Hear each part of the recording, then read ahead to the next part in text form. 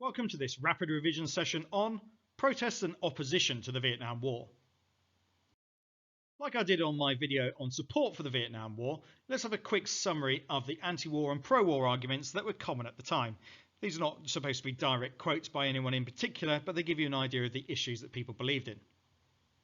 These are anti-war statements. The draft is not fair. All war is wrong.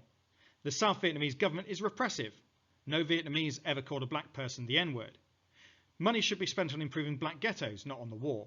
And American action is killing children in Vietnam. Compared with the pro-war arguments, that Americans should support the troops, that they have to fight communism as it was a real threat. That's what people believed. They should tell the North Vietnamese to be pacifists, not the Americans. People who had lost family members might feel that they have to keep fighting to make it worthwhile.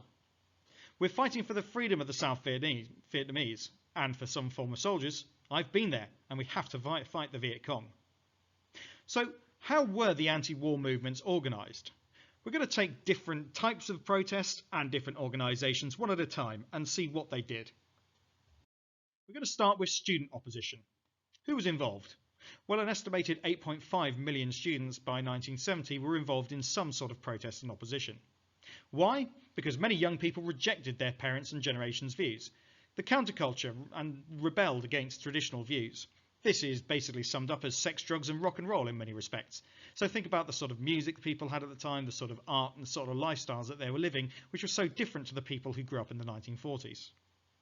So how did they protest? Well, one way was by burning draft cards, by going on strikes and boycotts, and by launching protest marches like the one that we can see here. What did they do else? Well, student groups like Students for a Democratic Society, or SDS, got media attention.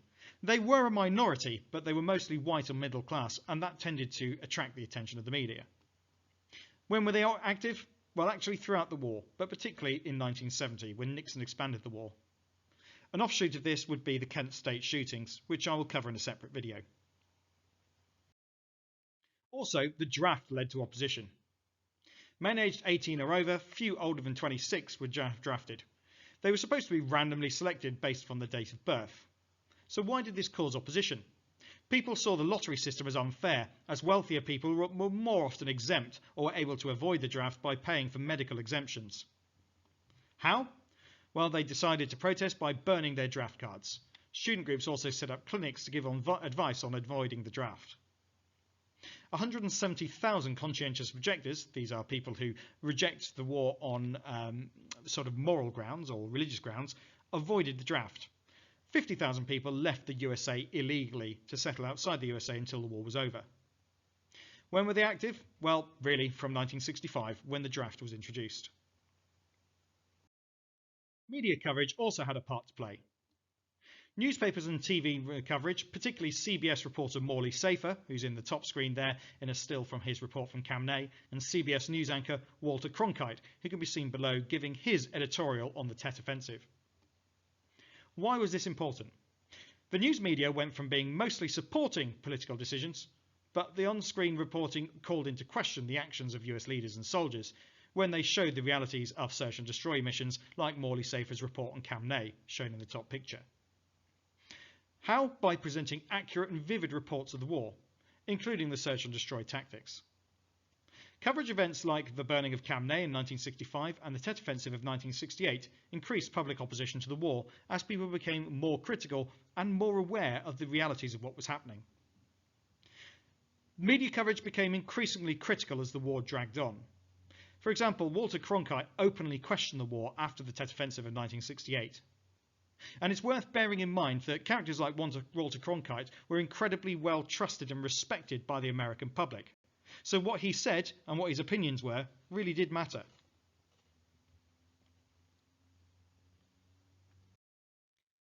Another case study that resulted in protest was the massacre at My Lai. There are some horrendous pictures from here, and the ones I've included are bad enough. But mindful of the fact that you might not be prepared for them, and also mindful of the fact that YouTube might not like me putting it up, I've decided to keep some of the less shocking images there, but they're bad enough. On the top we can see that American soldiers have rounded up some terrified civilians, men, women and children. Below we can see a woman buttoning up her top. She had been sexually assaulted by one of the American soldiers. So what on earth happened at My Lai? And how does it relate to protest? My Lai was a massacre committed by American soldiers of C Company, commanded by a Lieutenant Calley, or I should say lieutenant, using the American pronunciation. Why did it cause protest? Reports and photographs of My Lai were shocking and gruesome. People questioned the behaviour of US soldiers. Lieutenant Calley was convicted, but in reality barely punished. Some demanded more harsh punishments for others, but there was little support for this around the country. Nixon promised to review the case. However, amongst the American public, 65% disagreed with Calley's life sentence, feeling that actually it was too harsh. 77% felt that the soldiers were only following orders and should have been punished at all. It happened in 1968, although it's worth pointing out that Calley's trial went between 1970 and 71, and it's at this time that the events at My Lai became far more well known for the American public. But the shocking nature of this incident is what resulted in an increase in some opposition, and it's used as a case example of what was going wrong with American involvement. In the same way that there was political support for the Vietnam War, there was also political opposition. Doves in Congress, as opposed to the hawks who supported the war, opposed the war. An example of this would be William Fulbright, who led a commission in criticising the war. You can see him in the picture above.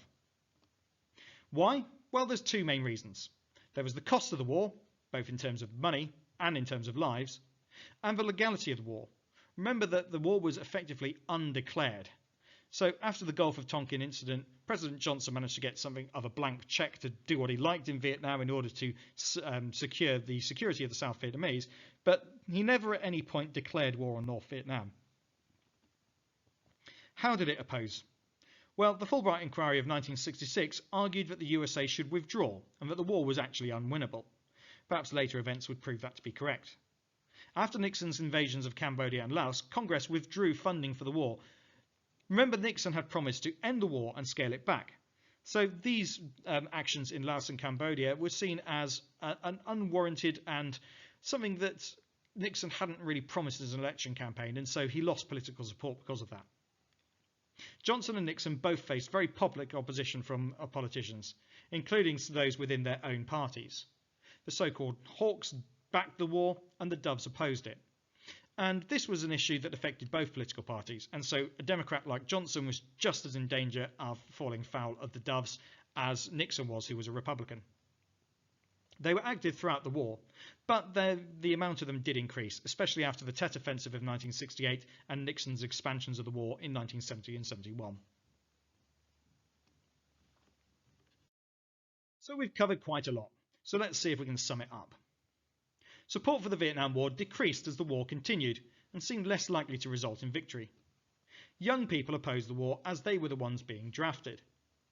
A counterculture developed which rejected traditional patriotic ideas. Think about all the Vietnam War protest songs that you might be able to think about. Crosby, Stills, Nash & Young's Ohio, for example, which relates to the Kent State Massacre, which I'll cover in a subsequent video. Or perhaps Country Joe and the Fishes Fixing to Die Rag, an ironic take on people going off to Vietnam saying, whoopee, we're all going to die. This is all part of the young people's counterculture and protest of the war, and many of these songs are still pretty memorable today. The media also had a role in informing people about the realities of the war in a new way that hadn't been done before. This turned some against the conflict. Compare this to World War II. In World War II, the visual media was incredibly heavily controlled. So, for example, the only film footage you'd see would be in black and white, usually newsreels, which would be shown in the cinema, and they had to be approved before they went out.